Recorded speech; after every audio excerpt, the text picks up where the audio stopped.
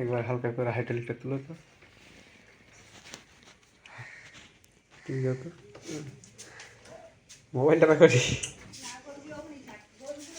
ওই গদিটা একটু তুলে দাও, তাহলে চেকে যাবে।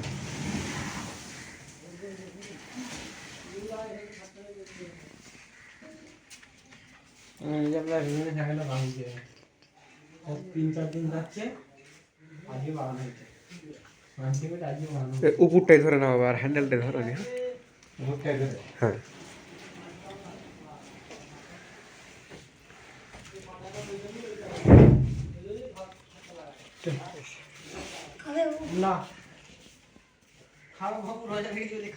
এত সুন্দর 1 মিনিট ভিডিও হলো।